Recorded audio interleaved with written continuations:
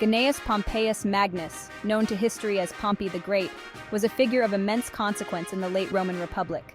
Born in 106 BC, he rose to prominence through military success, earning a triumph at the young age of 25. Pompey's early campaigns reflected his strategic brilliance and ruthlessness. He pacified rebellious provinces, crushed pirates in the Mediterranean, and triumphed over Mithridates VI in the Third Mithridatic War. These victories cemented his status as a military hero, a reputation further enhanced by his charisma and political acumen. Pompey's early career mirrored the accomplishments of his illustrious predecessor, Sulla. He even earned the cognomen Magnus, meaning the Great, for his military exploits.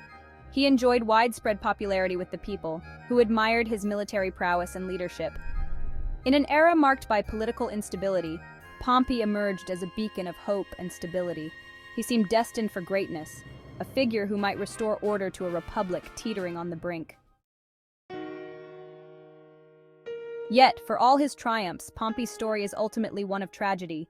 He was a man of contradictions, both ambitious and cautious, decisive and hesitant. He craved power, but often lacked the ruthlessness to seize it. He was a product of his time, a man caught in the maelstrom of a republic in its death throes. His life and career offer a glimpse into the forces that were reshaping Rome, a world where personal ambition and political expediency often trumped the ideals of the republic.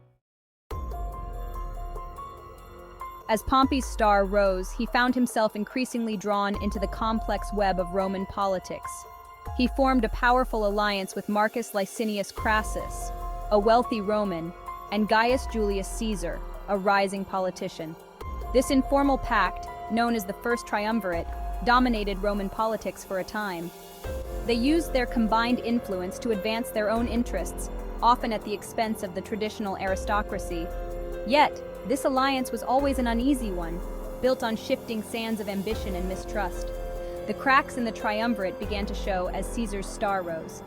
His campaigns in Gaul, chronicled in his own account, the Gallic Wars, brought him immense wealth and popularity. Caesar's growing power, coupled with the death of Crassus in 53 BC, destabilized the triumvirate. The stage was set for a clash of titans, a power struggle that would determine the fate of Rome. The relationship between Pompey and Caesar was particularly complex. They were brothers-in-law, bound by the marriage of Caesar to Pompey's daughter Julia. Yet, they were also rivals, their ambition and thirst for power setting them on a collision course. Pompey, used to being the first man in Rome, grew increasingly wary of Caesar's ambition. He began to see Caesar as a threat to his own position and the Republic itself. Section 3. The Rubicon Crossed, a Republic Divided. The year 49 BC marked a turning point in Roman history. Caesar, facing increasing opposition from the Senate, made the fateful decision to cross the Rubicon River. This act, a declaration of war against the Roman Senate and by extension Pompey, plunged the Republic into civil war.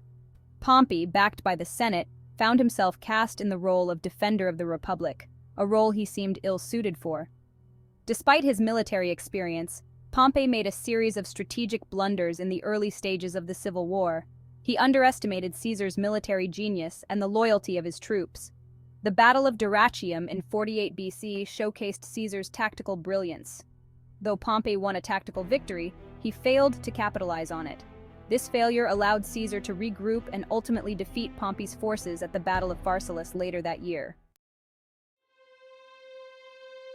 Pharsalus was a crushing defeat for Pompey, marking a turning point in the Roman Civil War. It shattered his aura of invincibility and forced him to flee for his life. The Battle of Pharsalus was not just a clash of armies, but a clash of ideologies.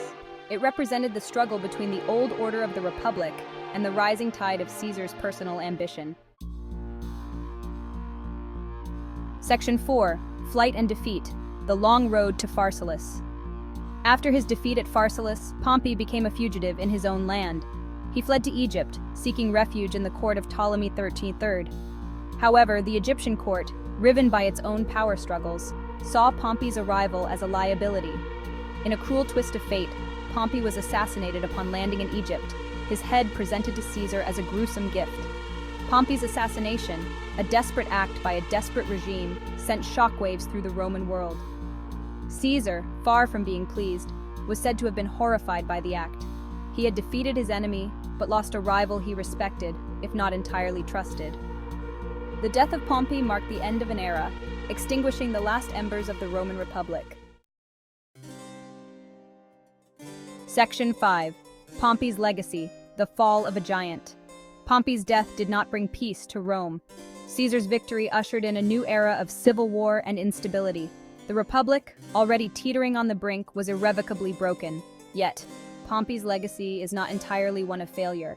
He remains a complex and fascinating figure, a man of great ability and ambition, who ultimately fell victim to the machinations of fate. Pompey's life and career offer valuable insights into the tumultuous last days of the Roman Republic. He was a product of his time, a man who rose to prominence in an era of extraordinary upheaval. His story serves as a reminder that even the most powerful and successful individuals can be swept away by the tides of history.